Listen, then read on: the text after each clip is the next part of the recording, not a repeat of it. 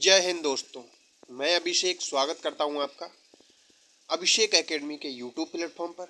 दोस्तों, आपको पता तो चल ही गया होगा कि एग्ज़ाम डेट फिक्स हो चुकी है, जो कि 23-24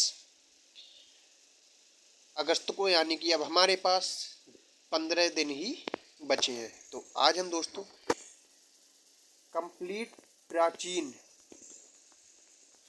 भारतीय इतिहास को रिवाइज करने वाले हैं, ताकि प्राचीन भारतीय इतिहास से हमारा एक भी प्रश्न हमारे पेपर में छूटने ना पाए। तो चलिए क्लास की शुरुआत करते हैं। तो हम अपने क्लास की शुरुआत करते हैं प्रागैतिहासिक काल से। प्राचीन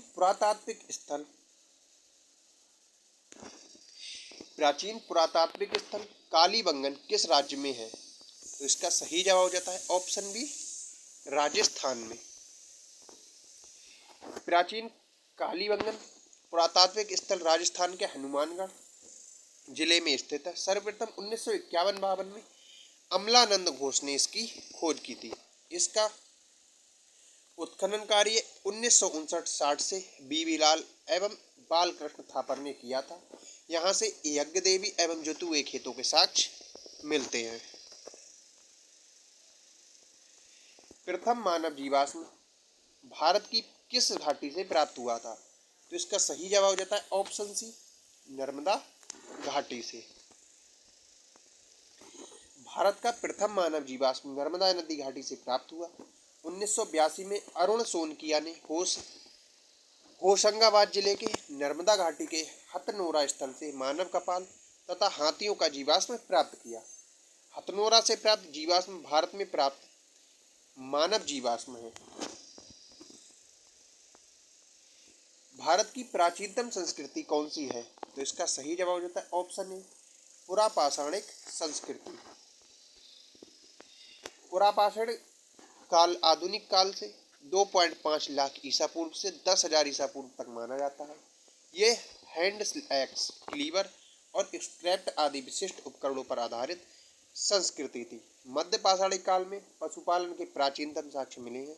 नव पाषाणिक काल में मेहरगढ़ में कृषि के साक्ष्य मिले और नव पाषाणिक युगीन स्थल मेहरगढ़ और बुर्जहोम है।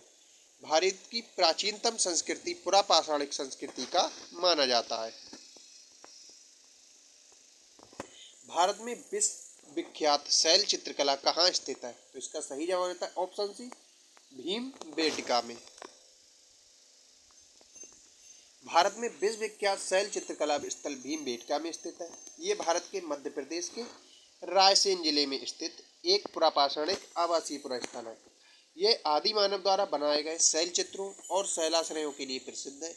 ये चित्र भारतीय उपमहाद्वीप में मानव जीवन के प्राचीनतम चिन्ह है। भारतीय पुरातत्व सर्वेक्षण भोपाल मंडल ने अगस्त 1990 में राष्ट्रीय महत्व का स्थल घोषित किया।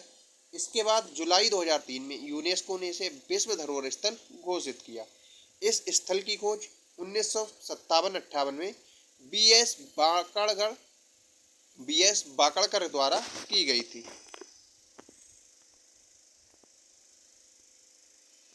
प्रथम मनके के निर्माण का प्रमाण किस स्थल से प्राप्त होता है? तो इसका सही जवाब हो जाता है ऑप्शन ए, पाटने। हमारी स्पीड तेज रहने वाली है, क्योंकि वरना क्लास हमारी बहुत लंबी हो जाएगी। चिरांतपुरा स्थल पर किस प्राचीनतम संस्कृति के अवशेष मिले हैं? तो इसका सही जवाब हो जाता है ऑप्शन ए, नवपाषाणिक संस्कृति के। बिहार के सारण जिले में चिरांद नामक ग्राम से एक छोटी बस्ती के निकट नवपाषाणिक काल अवशेष प्राप्त हुए। 1962-63 में बी.के. सिन्हा द्वारा इस स्थल का उत्खनन करवाया गया। उत्खनन में 5 प्रकार की संस्कृतियों के अवशेष मिले हैं। यहाँ मानव घास फूस के घरों में रहते थे। चावल की खेती के भी प्रमाण यहाँ मिले हैं। नवपाषाण काल में ही कृषि कर्म का प्रादुर्भाव हुआ। जिस काल में कृषि कर्म का प्रादुर्भाव हुआ वह कहलाता है, इसका सही जवाब होता है ऑप्शन बी, नवपाषाण काल। दमदमापुरा स्थल किस प्रदेश में स्थित है? इसका सही जवाब होता है ऑप्शन सी, उत्तर प्रदेश में। उत्तर प्रदेश के प्रतापगढ़ जिले में स्थित मददहा महदहा पुरास्थल से 5 किलोमीटर उत्तर पश्चिम की ओर दमदमा पट्टी तहसील पुरास्थल है। 1982-87 तक यहाँ उत्खनन कार्य किया गया। यहाँ से ब्लेड, फलक, ब्यूरिन आदि बहुत से लघु पाषाण उपकरण प्राप्त हुए हैं। यहाँ से हड्डी तथा सींग के उपकरण एवं आभूषण भी मिले हैं। इनके साथ ही 41 मानव समाधान तथा कुछ गर्त चूल्हे भी प्रकाश में आए हैं। विभिन्न पशुओं जैसे भेड़, बकरी, गाय, भैंस, हाथी, गैंडा, सुअर आदि की हड्डियों के साक्ष्य भी प्राप्त हुए हैं। भारत में पशुपालन एवं कृषि के प्राचीनतम साक्ष्य प्राप्त हुए हैं। तो इसका सही जवाब था ऑप्शन डी, मेहरगढ़ से। निम्नलिखित में से किसको कैल्कोलिथिक युग भी कहा जाता है? तो इसका सही जवाब होता है ऑप्शन सी, ताम्र पाषाण युग या कॉपर एज को।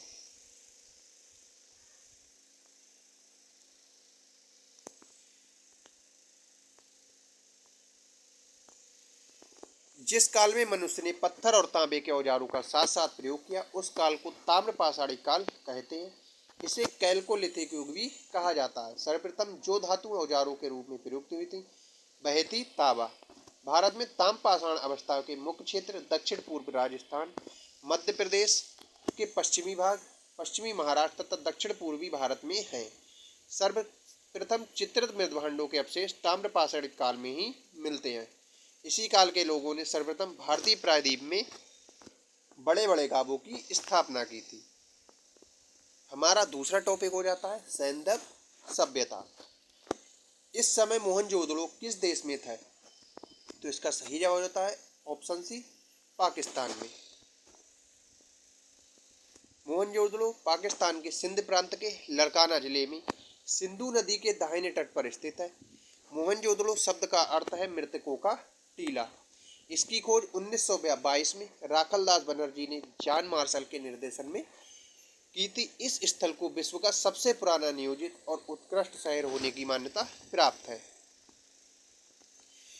निम्न कथनों में से कौन सा कथन सही है? हड़प्पा का उत्खनन 1921 में किया गया था। वर्तमान में हड़प्पा पाकिस्तान में है। हड़प्पा ब्यास नदी के किनारे था। हड़प्पा के उत्खननकर्ता आर.डी. बनर्जी थे और छत्रवाला ताम्ररथ हड़प्पा से ही मिलता है। तो इसका सही जवाब होता है ऑप्शन 1 और 2।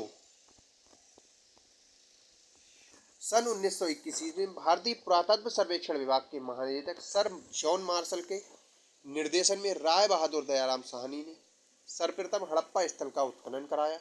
ये स्थल पाकिस्तान के पंजाब प्रांत में स्थित है। मांटगोमरी जिले में रावी नदी के बाएं तट पर स्थित है। जबकि राखलदास बनर्जी ने मोहनजोदड़ो के उत्खनन का कार्य वर्ष 1922 में कराया था। महाराष्ट्र के दैमाबाद में हड़प्पा काल के छत्रवाला ताम्ररथ मिला है। प्राक सैंधव काल के किस पुरास्थल से हल द्वारा जुताई के प्रमाण प्राप्त हुए हैं? तो इसका सही जवाब है ऑप्शन ए, कालीबंगा से।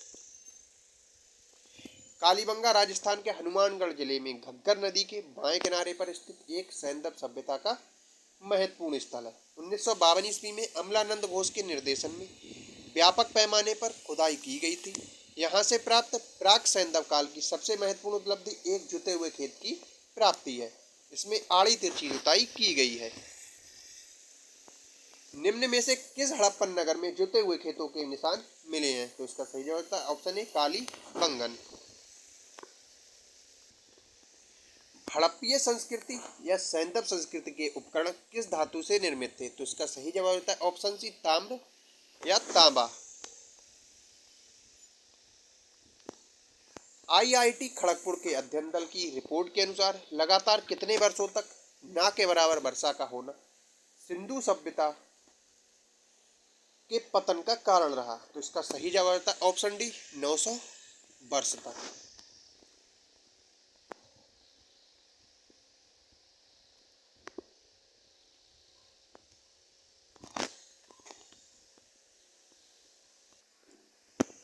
सिंधु घाटी सभ्यता की सबसे महत्वपूर्ण विशेषता क्या है? इसका सही जवाब होता है ऑप्शन ए, पक्की ईंट से बनी इमारत। सिंधु घाटी सभ्यता भारतीय संस्कृति की ऐतिहासिक विरासत का प्रारंभिक बिंदु है। इस सभ्यता को प्रथम नगरीय क्रांति भी कहा जाता है, क्योंकि भारत में पहली बार नगरों का उदय इसी सभ्यता के समय हुआ था। सिंधु सभ्यता के नगर जाल की तरह व्यवस्थित होते थे तथा सड़कें एक दूसरे को प्रायः समकोण पर काटती थी। सामान्यतः भवन निर्माण में पकी हुई ईंटों का प्रयोग किया गया था। यद्यपि सिंधु सभ्यता के किसी भी पुरास्थल से मंदिरों के साक्ष्य नहीं मिले हैं, किंतु सूर्य पूजा, अग्नि पूजा, मातृ देवी की उपासना के साक्ष्य अवश्य प्राप्त हुए हैं। सिंधु सभ्यता से प्राप्त मोहरे, मनके, मृदभांड व लघु कलाएं जैसे उनके सौंदर्य बोध को इंगित करते हैं। सिंधु घाटी सभ्यता की प्रकृति कैसी है? तो इसका सही जवाब होता है ऑप्शन ए, नगरीय प्रकृति।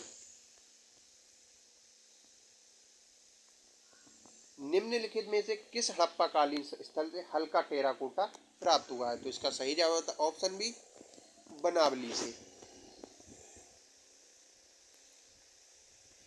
निम्नलिखित में से कौन से हड़प्पा और मोहनजोदड़ो के उत्खनन से संबंधित नहीं थे? तो इसका सही जवाब होता है option D, B A Smith. निम्नलिखित में से कौन सा एक हड़प्पा का बंदरगाह है? तो इसका सही जवाब होता है ऑप्शन बी, लोथल। लोथल हड़प्पा सभ्यता का बंदरगाह नगर था। यहाँ के उत्खनन से बंदरगाह होने के प्रमाण मिलते हैं। लोथल नामक पुरास्थल गुजरात के अहमदाबाद जिले में भोगवा नदी के किनारे पर सरगवाला गांव से 2 किलोमीटर उत्तर में स्थित है। इसकी खोज एस.आर. राव ने 1954 में की थी। इस स्थल के बारे में महत्वपूर्ण तथ्य एवं मिली वस्तुएं निम्न हैं। नाव के आकार की 2 मोहरें तथा बंदरगाह, लकड़ी का अन्नागार, बैल, कुत्ता, खरगोश तथा चिड़िया की तांबे की मूर्तियां तथा मोहरें, युगल समाधान की प्राप्ति जिससे सिर पूर्व में तथा पैर पश्चिम में हैं और वे करवट लिए हुए लेटे हैं, मनके बनाने वाले हस्तशिल्पों की दुकानें, उत्तरावस्था की एक अग्नि वेदी और अन्न पीसने की चक्की। सिंधु सभ्यता से संबंधित पुरातात्विक स्थल लोथल किस नदी के निकट स्थित है? तो इसका सही जवाब होता है ऑप्शन बी, भोगवा नदी के। हड़प्पा में एक उन्नत जल प्रबंधन प्रणाली का पता चलता है। इसका सही जवाब होता है ऑप्शन ए, धौलावीराम।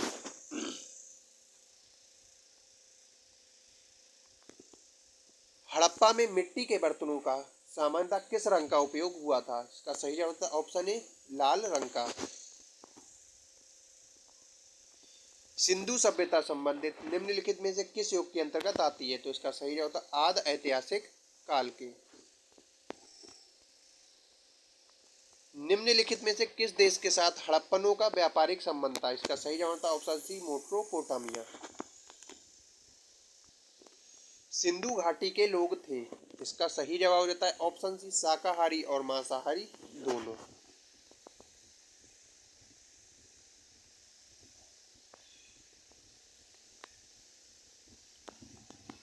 चन्हूदड़ो हड़प्पा संस्कृति से संबंधित एक स्थल है जो स्थित है।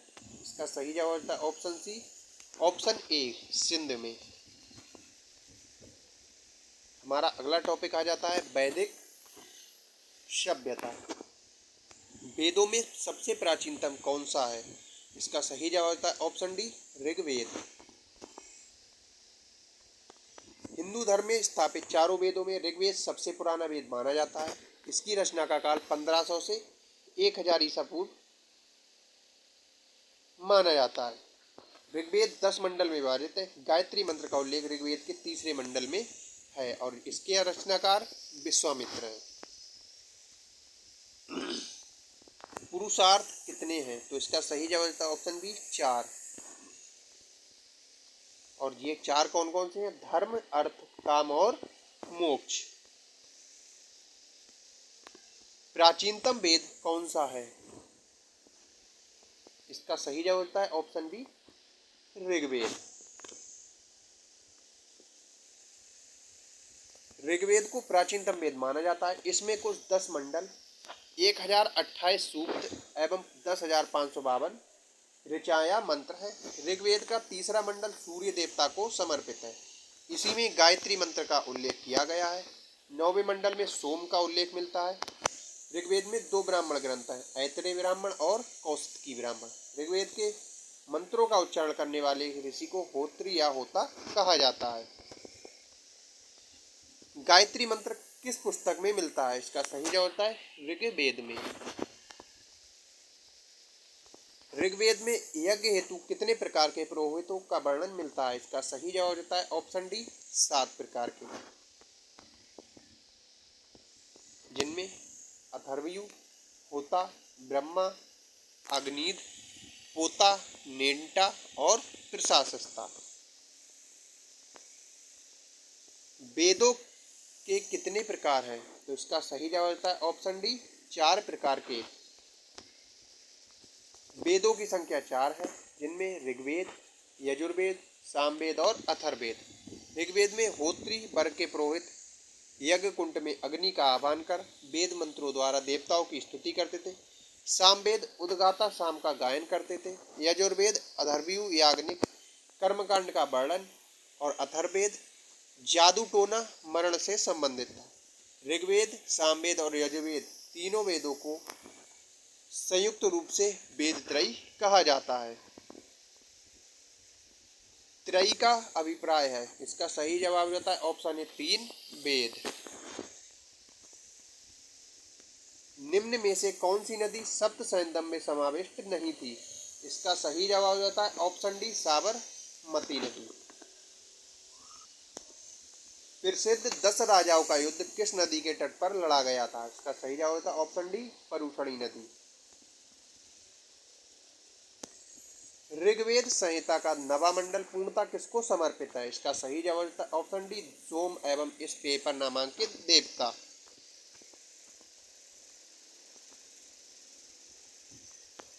भोगज कोई का महत्व इसलिए है क्योंकि, इसका सही जवाब होता है ऑप्शन ए वहां जो अभिलेख प्राप्त हुए हैं उनमें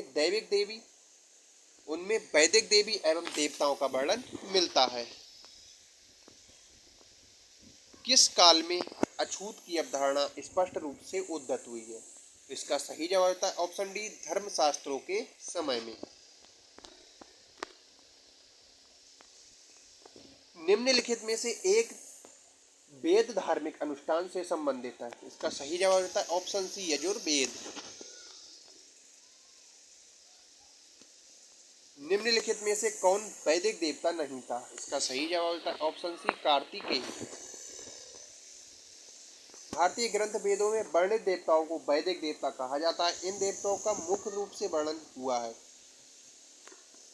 वे हैं इंद्र, सोम, वरुण, सूर्य, अश्विन, ईश्वर, धावा, पृथ्वी, रुद्र, संपत्ति, बृहस्पति आदि। जबकि पुराणों में दिव्य व्यक्तियों और प्राणियों का उल्लेख किया गया है। महापुराणों की संख्या कितनी मानी जाती है? इसका सही जवाब होता है ऑप्शन डी 18।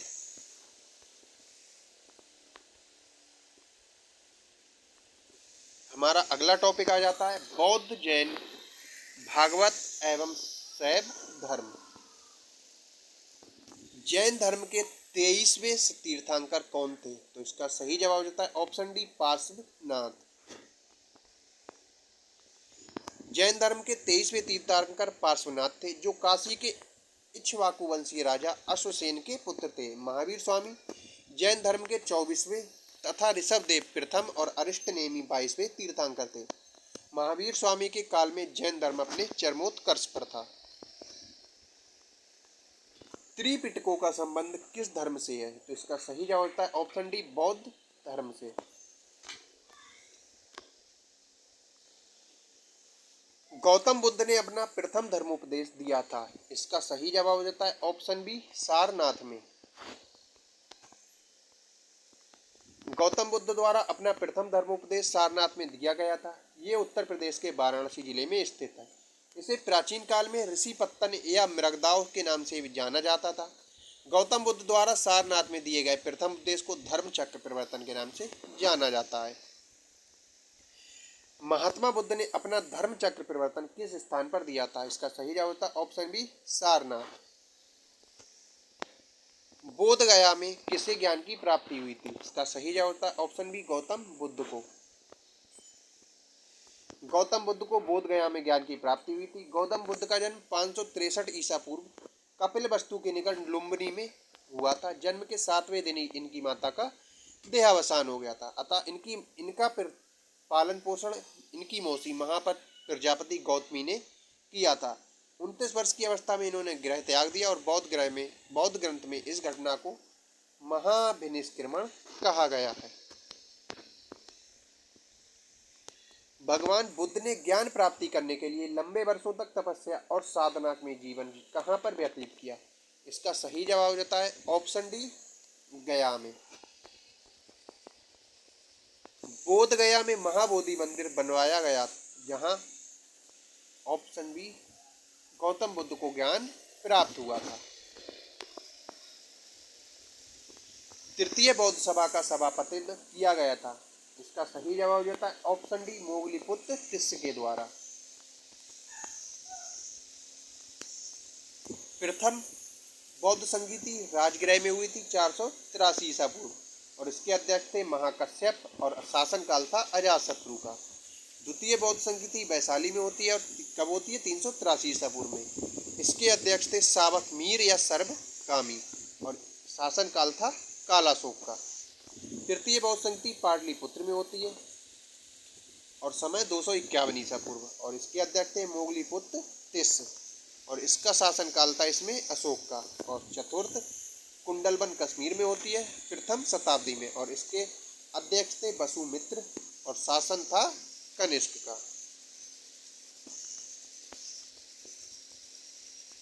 तृतीय बौद्ध संगीति कहाँ पर आयोजित होती है? इसका सही जवाब था ऑप्शन बी, पाटलिपुत्र या वर्तमान पटना। प्रथम बौद्ध महासभा का कहाँ आयोजित हुई थी? इसका सही जवाब था ऑप्शन बी, राजगृह में। इनमें से किस शासक ने चतुर्थ बौद्ध संगीति कश्मीर में आयोजित की? इसका सही जवाब था ऑप्शन सी, कनिष्क। चौथी बौद्ध संगीति किसके द्वारा बुलाई गई थी? इसका सही जवाब था ऑप्शन डी, कनिष्क के समय। भगवान बुद्ध के महापरिनिर्वाण के बाद पहली बौद्ध संगीति हुई थी। इसका सही जवाब होता है ऑप्शन ए, राजगृह या राजगीर में।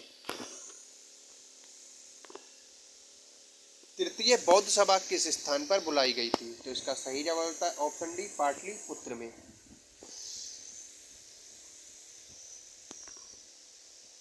प्रथम बौद्ध संगीति को बुलाया गया था। इसका सही जवाब था ऑप्शन सी, अजातशत्रु द्वारा। प्रथम बौद्ध संगीति को अजातशत्रु द्वारा बुलाया गया था। चतुर्थ बौद्ध संगीति का आयोजन किसके दो शासनकाल में हुआ था? इसका सही जवाब था ऑप्शन बी, कनिष्क के। महात्मा बुद्ध ने कहाँ महापरिनिर्वाण प्राप्त किया था? इसका सही जवाब था ऑप्शन बी, कुशीनगर या कुशीनारा में। महात्मा बुद्ध की मृत्यु 483 ईसा पूर्व को मल्लों की राजधानी कुशीनगर में हुई थी। मृत्यु के समय महात्मा बुद्ध की अवस्था 80 वर्ष थी। इनकी मृत्यु को बौद्ध ग्रंथों में महापरिनिर्वाण कहा गया। महात्मा बुद्ध को ज्ञान की प्राप्ति बोध गया में पीपल वृक्ष के नीचे हुई थी। महात्मा बुद्ध ने अपना प्रथम उपदेश सारनाथ में दिया और इस घटना को धर्मचक्र परिवर्तन कहा गया है। महात्मा बुद्ध का जन्म 563 ईसा पूर्व लुम्बिनी में हुआ था। निम्न में से किस भारतीय दर्शन में परमाणु सिद्धांत का प्रतिपादन किया गया? इसका सही जवाब था ऑप्शन डी, वैशेषिक में। त्रिरत्न या तीन रत्न जैसे सटीक ज्ञान, सच्ची आस्था और सटीक क्रिया निम्न में से किससे संबंधित है? इसका सही जवाब था ऑप्शन सी, जैन धर्म से।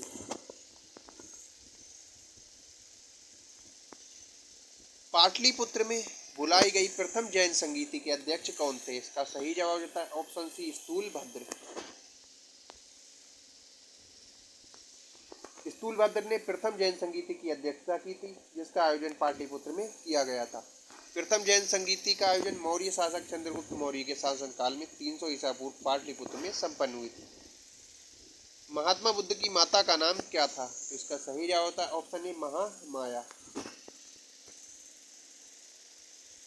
गौतम बुद्ध का जन्म कहाँ हुआ था? इसका सही जवाब हो जाता है ऑप्शन सी, लुम्बिनी में। भरहूत एवं अमरावती सुप्रसिद्ध केंद्र थे। इसका सही जवाब होता है ऑप्शन सी, बौद्ध धर्म के।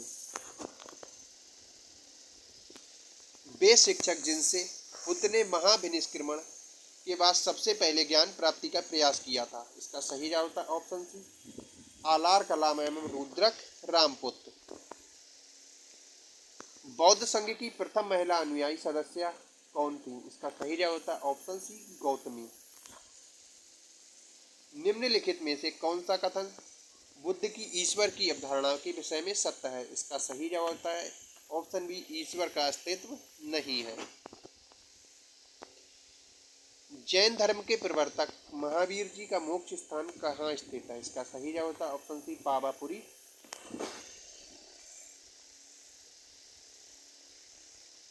वह स्थान जहाँ महावीर ने पूर्ण आध्यात्मिक ज्ञान कैवल्य प्राप्त किया। इसका सही जवाब होता है ऑप्शन बी, जृंभिक ग्राम में।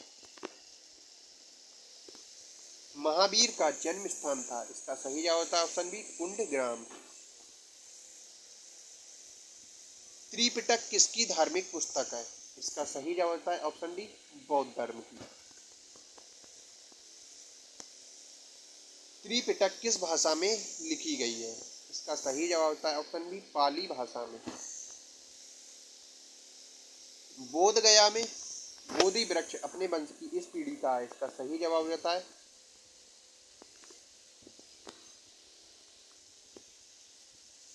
इस प्रश्न के उत्तर को बिहार लोक सेवा ने हटा दिया है।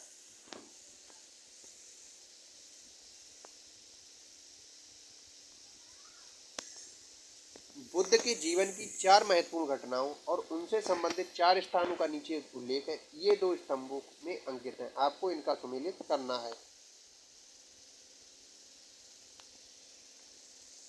जन्म, ज्ञान प्राप्ति, प्रथम वचन और निधन।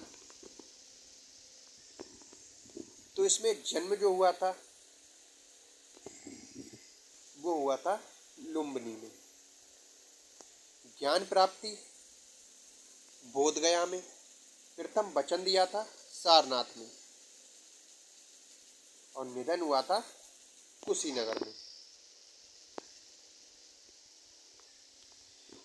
बौद्ध धर्म के प्रवर्तक महात्मा बुद्ध या सिद्धार्थ, इनका जन्म कपिलवस्तु के लुम्बिनी ग्राम में शाक्य क्षत्रिय कुल में 563 ईसा पूर्व में हुआ था। इन्होंने सांसारिक समस्याओं से व्यथित होकर 29 वर्ष की अवस्था में गृह त्याग कर दिया। इस त्याग को बौद्ध ग्रंथों में महाभिनिष्क्रमण कहा गया। गृह त्याग के उपरांत सर्वप्रथम वे वैशाली के नजदीक आलाम कलाम के आश्रम में आए और यहाँ से उरुवेला बोधगया के लिए प्रस्थान किया। बुद्ध के जीवन की घटनाओं का क्रमशः जन्म लुम्बिनी में, ज्ञान प्राप्ति बोधगया में, प्रथम वचन सारनाथ में और मृत्यु कुशीनगर में। भागवत संप्रदाय के विकास में किसका योगदान अत्यधिक था? इसका सही जवाब होता है ऑप्शन डी, गुप्त काल का। आजीवक संप्रदाय के संस्थापक कौन थे? तो इसका सही जवाब होता है ऑप्शन डी, मक्खली गोशाल।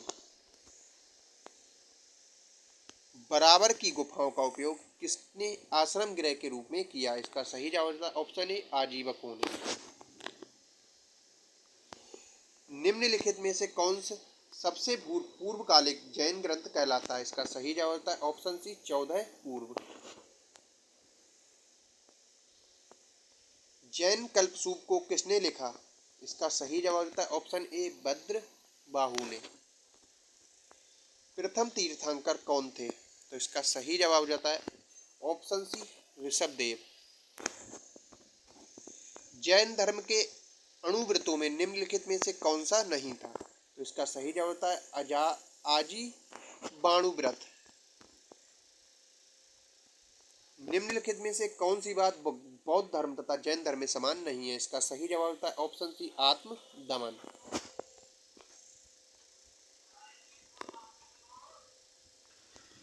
हमारा 5वां टॉपिक आ जाता है 16 महाजनपद। कौशल एवं मगध के मध्य संघर्ष का प्रारंभ किसके समय हुआ? इसका सही जवाब होता है ऑप्शन डी, अजात शत्रु के समय। कौशल एवं मगध के बीच संघर्ष का प्रारंभ अजात शत्रु के समय हुआ। अजात शत्रु 492 ईसा पूर्व मगध का राजा था। उसने अंग, लिच्छवी, बज्जी, कौशल तथा काशी जनपदों को अपने राज्य में मिलाकर एक विस्तृत साम्राज्य की स्थापना की।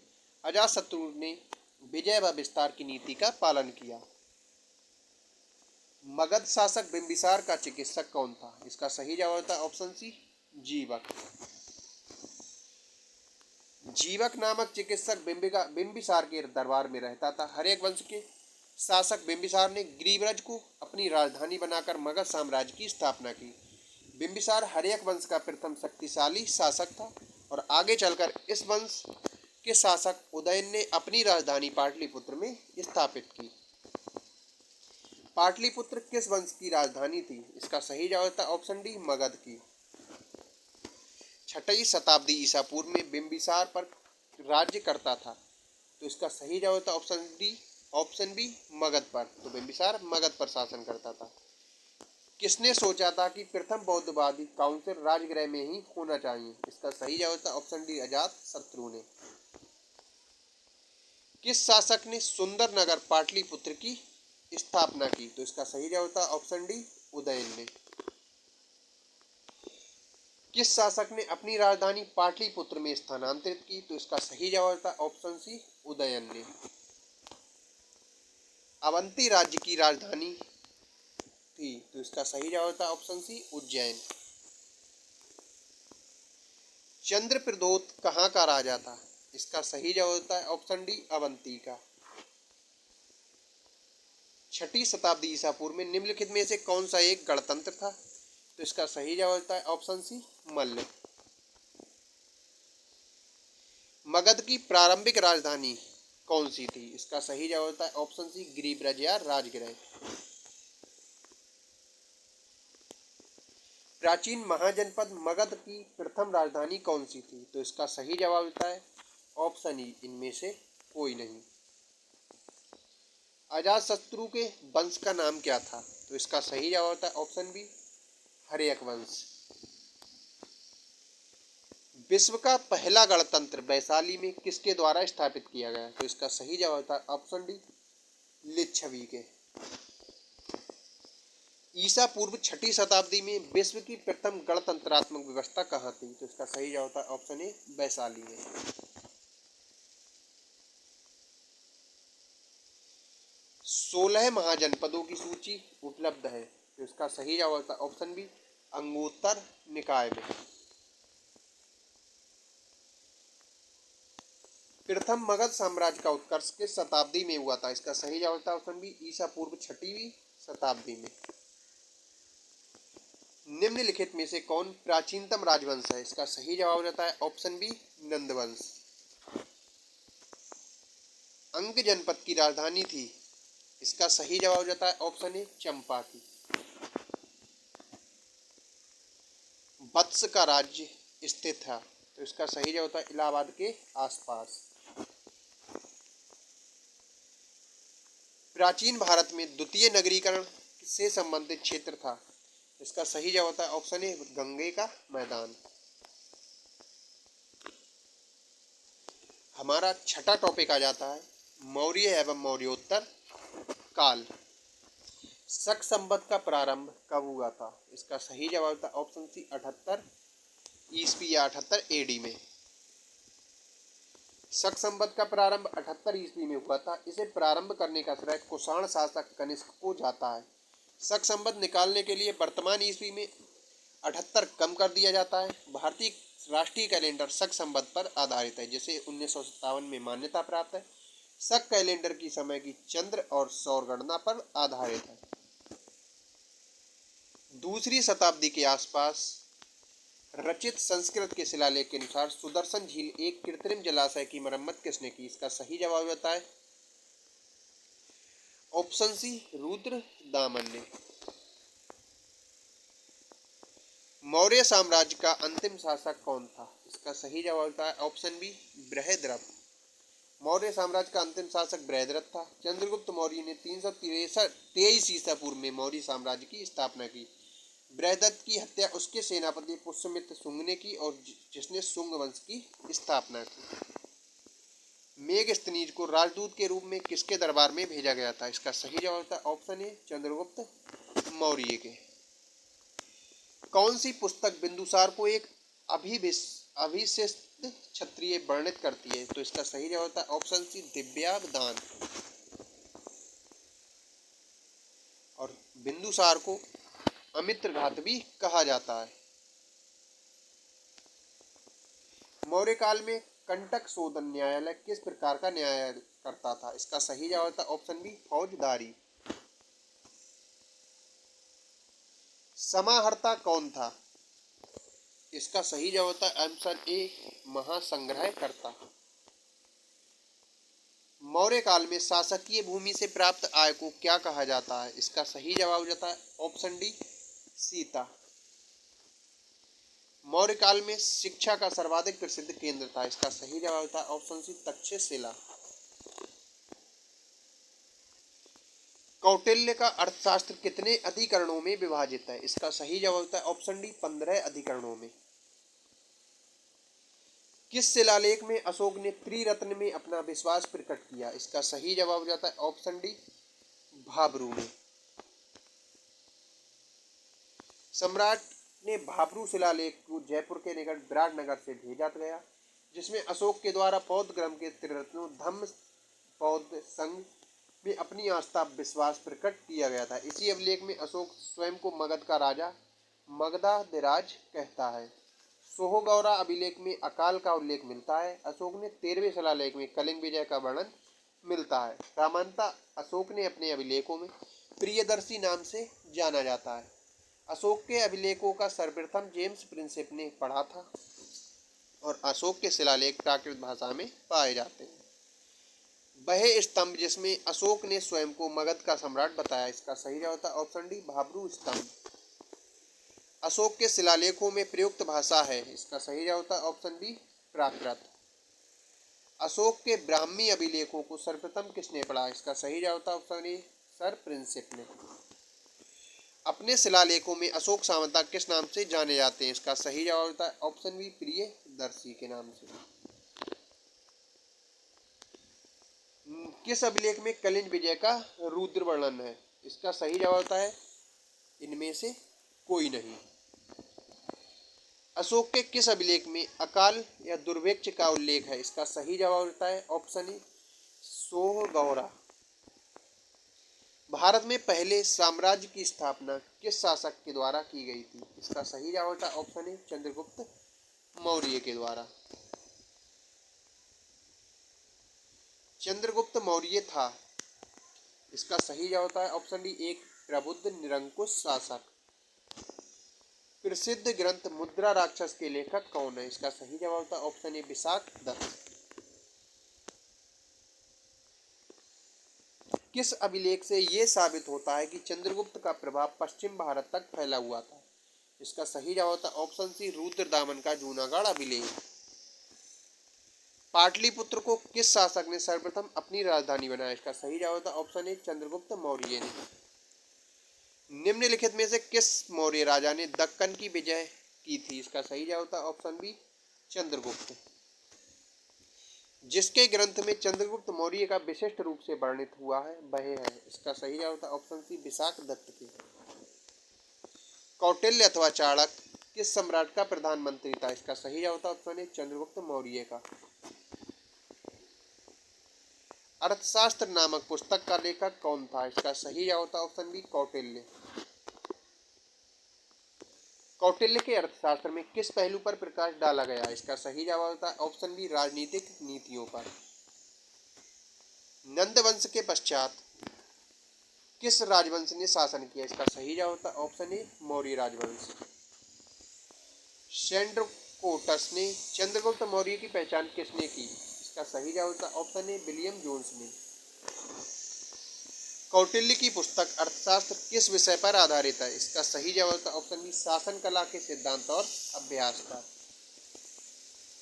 चंद्रगुप्त मौर्य ने सेल्यूकस निकेटर को बख्शिश के रूप में क्या दिया था? इसका सही जवाब होता है 500 युद्धक हाथी।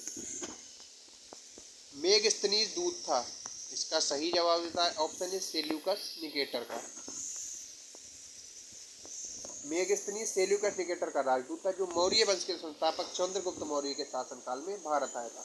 इसके द्वारा रचित इंडिका पुस्तक में मौर्य युगीन समाज एवं संस्कृति का विवरण मिलता है। मेगस्थनीज ने इंडिका नामक पुस्तक में पाटलिपुत्र नगर प्रशासन का उल्लेख किया है। इसके साथ ही मौर्य साम्राज्य का 7 वर्गों में विभाजन भी मिलता है।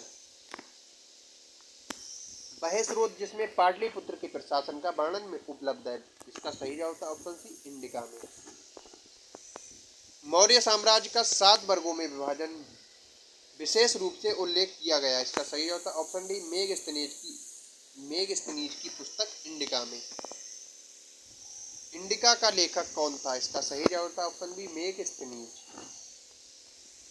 अशोक के धम्म का मूल संदेश क्या है, इसका सही जवाब होता है ऑप्शन ई, इनमें से कोई नहीं। अशोक के धम्म में राजा के प्रति वफादारी, बड़ों का सम्मान, धार्मिक सहनशीलता तथा शांति एवं अहिंसा के विचार परिलक्षित होते हैं। इतिहास में अशोक की प्रसिद्धि का कारण उसका धम्म है, जिसको अशोक ने अपने दूसरे और 7वें स्तंभ लेख में इस प्रकार वर्णित किया है। धम्म है साधुता, बहुत से कल्याणकारी अच्छे कार्य करना, पाप रहित होना, मृदुता, दूसरों के प्रति व्यवहार में उदारता, दया, दान और शुचिता। अशोक ने अपने 12वें शिलालेख में धम्म की सार वृद्धि पर जोर दिया है। सम्राट अशोक चंद्रगुप्त का पौत्र था। अशोक की रानी का नाम कारूबाकी था, उसके अभिलेखों में मिलता है। अशोक के ही प्रयास से बौद्ध धर्म एक वैश्विक धर्म बना। अशोक ने साम्राज्य में श्रीलंका शामिल नहीं था। अशोक के शासनकाल में बौद्ध सभा पाटलिपुत्र में आयोजित की गई थी और अशोक ने कलिंग पर आक्रमण कर उसे विजित किया। मौर्य साम्राज्य का पतन के लिए आर्थिक कारण को डीडी कौशाम्बी ने प्रतिपादित किया था। सम्राट अशोक चंद्रगुप्त क्या था, इसका सही होता है ऑप्शन बी, पौत्र। निम्नलिखित में से कौन मौर्य शासक अशोक की रानी थी, इसका सही जवाब होता है ऑप्शन बी, कारूबाकी।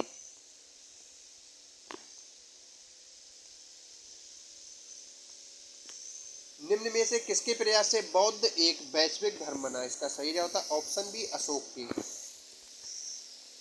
निम्नलिखित में से कौन सा एक क्षेत्र अशोक के साम्राज्य में सम्मिलित नहीं था, तो इसका सही जवाब होता है ऑप्शन सी, श्रीलंका। अशोक के शासनकाल में बौद्ध सभा किस नगर में आयोजित की गई थी, इसका सही जवाब होता है ऑप्शन बी, पाटलिपुत्र में। अशोक ने किस राज्य पर आक्रमण किया था, इसका सही जवाब होता है ऑप्शन सी, कलिंग पर।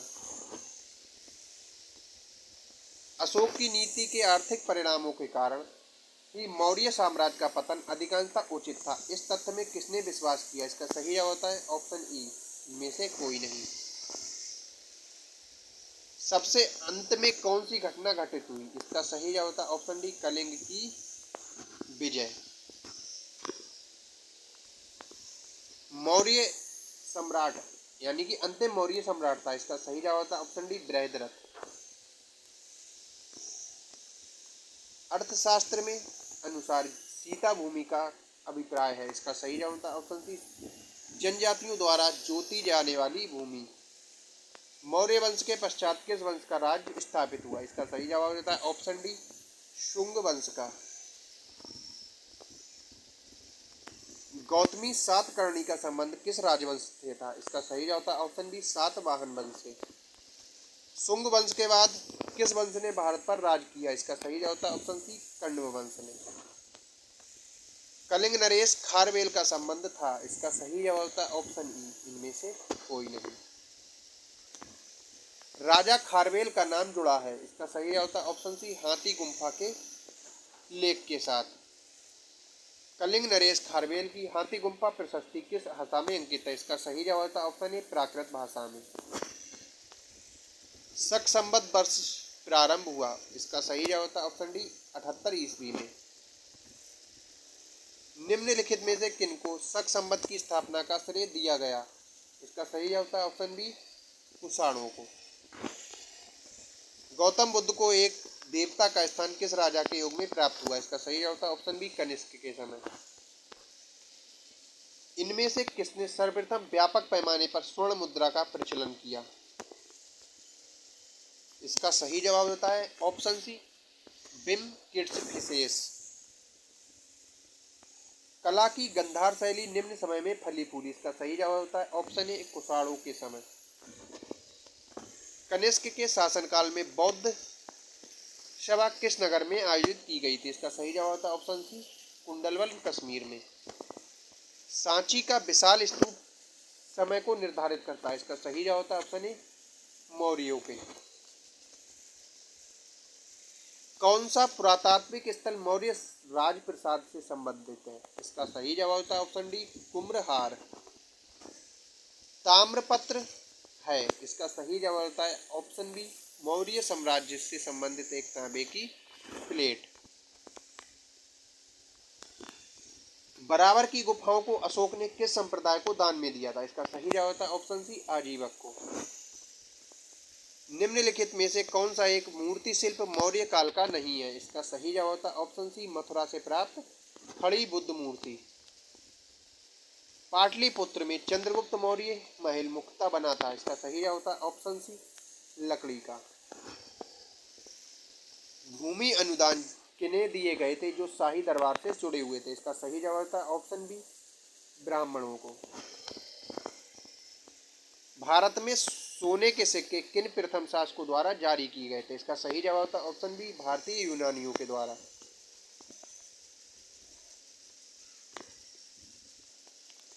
पेरिप्लस ऑफ द इरीथ्रियन सी किसने लिखी है? इसका सही जवाब होता है ऑप्शन ई, इनमें से कोई नहीं। उस स्रोत का नाम बताइए जो प्राचीन भारत के व्यापारिक मार्गों का मौन है। इसका सही जवाब होता है ऑप्शन बी, मिलिंद पन्हो। इनमें से कौन शक वंश की कार्दमक शाखा का संस्थापक था? इसका सही जवाब होता है ऑप्शन ए, चस्टन। रोमन साम्राज्य के व्यापारिक संबंध किसने स्थापित की? इसका सही जवाब होता है ऑप्शन ई, इनमें से कोई नहीं। और हमारा 7वां टॉपिक आ जाता है संगम काल। संगम युग में उरैयूर किस लिए विख्यात था? इसका सही जवाब होता है ऑप्शन बी, कपास के व्यापार का एक महत्वपूर्ण केंद्र था। निम्नलिखित में राजवंशों में से किसका उल्लेख संगम साहित्य में नहीं हुआ है? इसका सही जवाब होता है ऑप्शन ए, कदंब।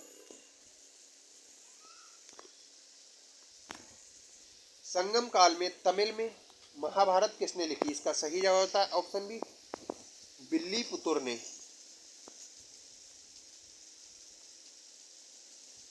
हमारा 8वां टॉपिक आ जाता है गुप्त काल एवं गुप्तोत्तर काल।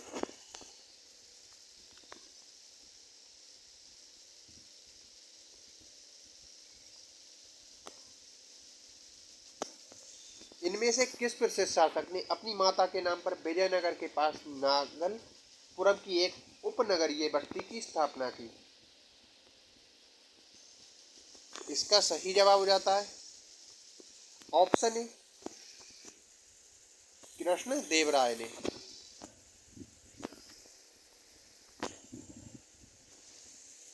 पंचतंत्र किसके द्वारा लिखा गया है? इसका सही जवाब होता है ऑप्शन सी, विष्णु शर्मा के द्वारा।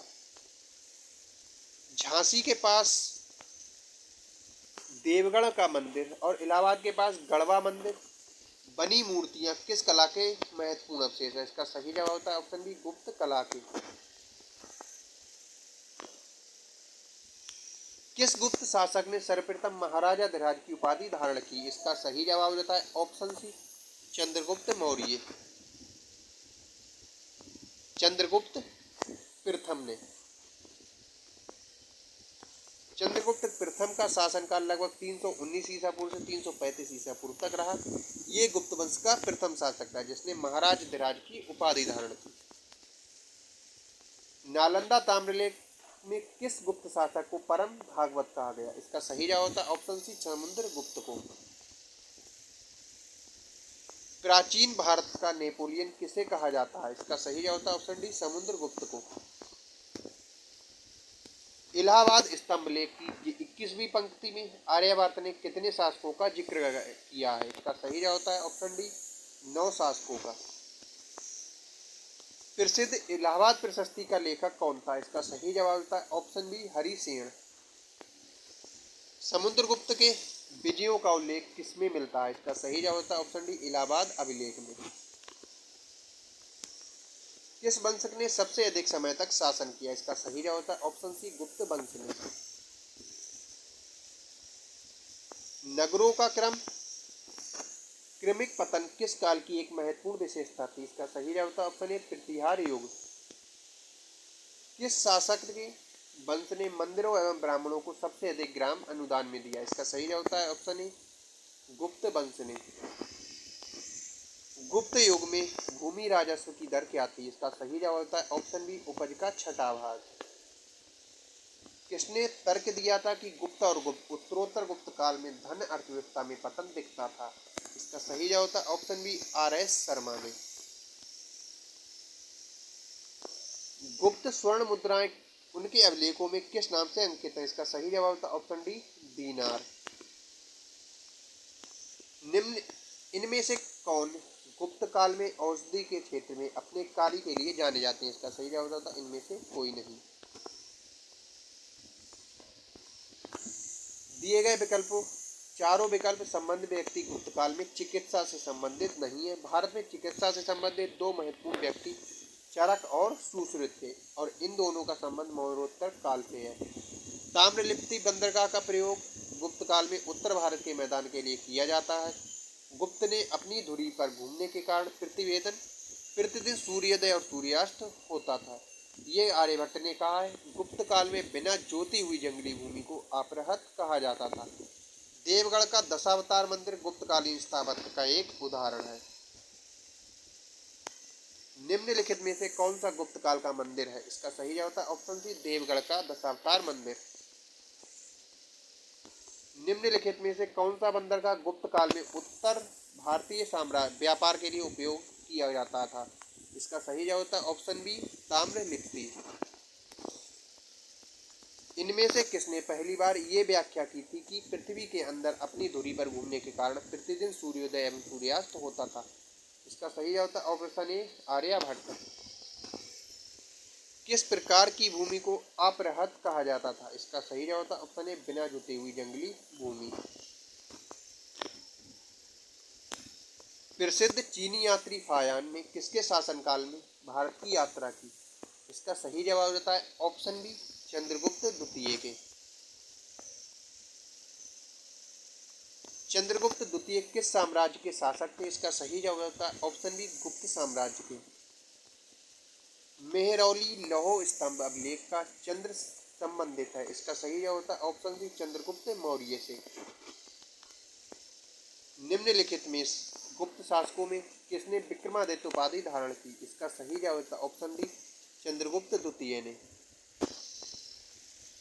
किस गुप्त शासक ने शकों को पराजित किया और इस कारण शकारी कहलाया?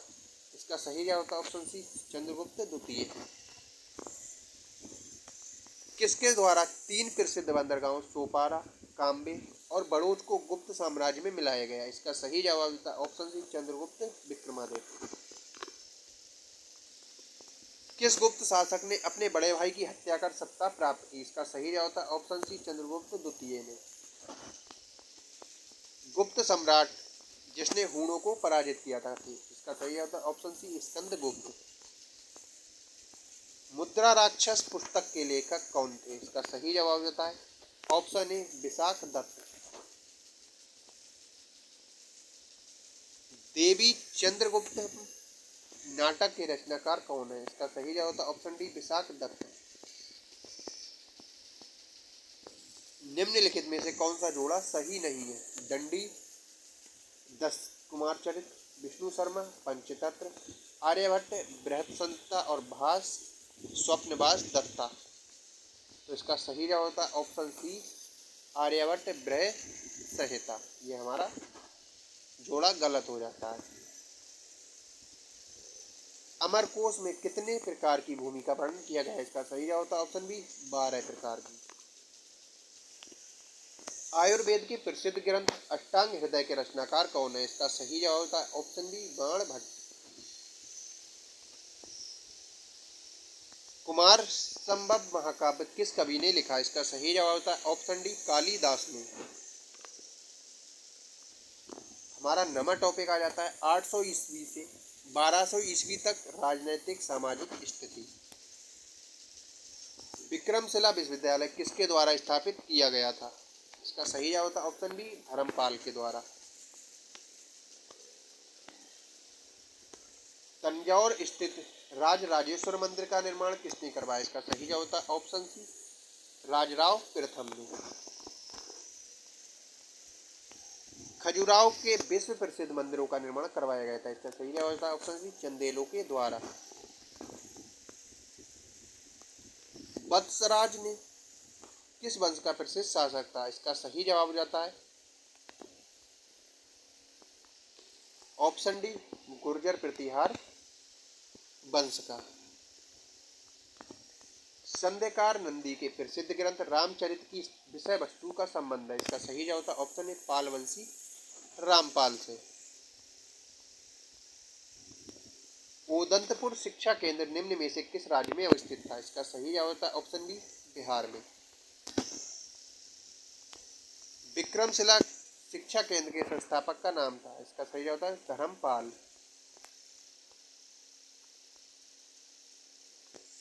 चोल वंश का संस्थापक कौन था? इसका सही जवाब होता है ऑप्शन ए, विजयालय। दक्षिण भारत के मंदिरों में आकर्षक द्वार क्या कहलाते थे? इसका सही जवाब होता है ऑप्शन बी, गोपुरम। हमारा 10वां और अंतिम टॉपिक आ जाता है प्राचीन भारतीय इतिहास का विविध। प्रथम तराइन युद्ध में पृथ्वीराज चौहान ने किसको पराजित किया? इसका सही जवाब होता है ऑप्शन ए, मोहम्मद गौरी को।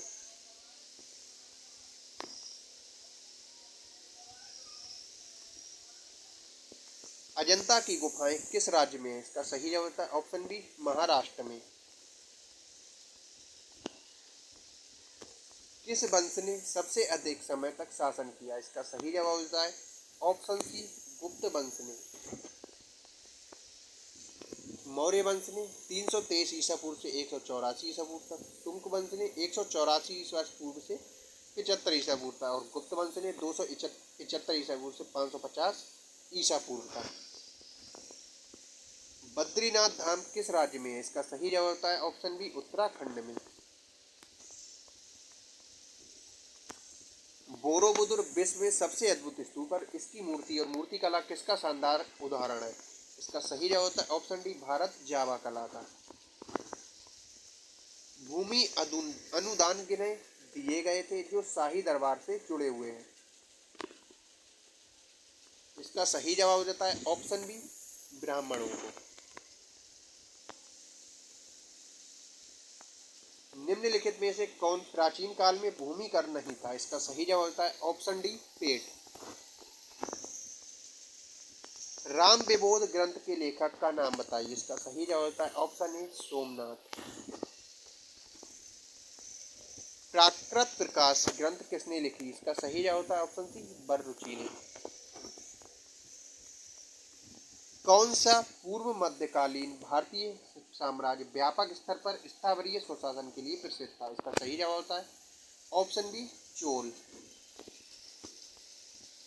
अभिज्ञान शाकुंतलम का लेखक है? इसका सही जवाब होता है ऑप्शन ए, कालिदास। प्रतिनूतन काल समाप्ति की तिथि है? इसका सही जवाब होता है ऑप्शन बी, 10,000 ईसा पूर्व। द्वितीय नगरीकरण में किस धातु का प्रमुख योगदान था? इसका सही जवाब था ऑप्शन डी, लोहे का। भारत के प्राचीनतम सिक्के हैं? इसका सही जवाब था ऑप्शन बी, आहत सिक्के। निम्नलिखित में से प्राचीन भारत की कौन सी लिपि दाहिने से बाईं ओर लिखी जाती है? इसका सही जवाब था ऑप्शन सी, खरोष्ठी लिपि। प्राचीन भारतीय शिक्षा व्यवस्था में शिष्य किस शब्द से शिक्षा आरंभ करते थे? इसका सही जवाब होता है ऑप्शन ए, ओम से। विश्व का सबसे ऊंचा कहा जाने वाला विश्व शांति स्तूप बिहार में कहाँ स्थित है? इसका सही जवाब होता है ऑप्शन सी, राजगीर। नव नालंदा महाविहार किसके लिए विख्यात है? इसका सही जवाब होता है ऑप्शन सी, पाली अनुसंधान संस्थान के लिए। बौद्ध, हिंदू एवं जैन कृत गुफाएं एक साथ कहाँ विद्यमान है? इसका सही जवाब होता है ऑप्शन सी, एलोरा में। शैल चित्रों में अलंकृत बाघ गुफाएं किस पर्वत श्रेणी में पाई जाती हैं? इसका सही जवाब होता है ऑप्शन सी, विंध्याचल में। शाक्त वंशियों द्वारा बनाया गया बौद्ध स्तूप कहाँ स्थित है? इसका सही जवाब होता है ऑप्शन डी, पिपर हवा में। चीनी यात्री शुंगयुन ने भारत की यात्रा की? इसका सही जवाब था ऑप्शन ए 1515 ईस्वी से 520 ईस्वी के। स्वप्न वासवदत्ता के लेखक हैं? इसका सही जवाब होता है ऑप्शन बी महर्षि भास। तो आज हमने प्राचीन इतिहास की को कंप्लीट रिवाइज कर लिया है और हम अपनी नेक्स्ट वीडियो में लेके आएंगे संपूर्ण मध्यकालीन इतिहास। अगर आपको क्लास अच्छी लगी हो तो क्लास को लाइक और वीडियो को शेयर भी कर दीजिए और चैनल पर नए हैं तो चैनल को सब्सक्राइब जरूर कर लें और कमेंट बॉक्स में बता देना है कि आपको क्लास कैसी लगी। मिलते हैं कल अपने मध्यकालीन इतिहास की मैराथन के साथ।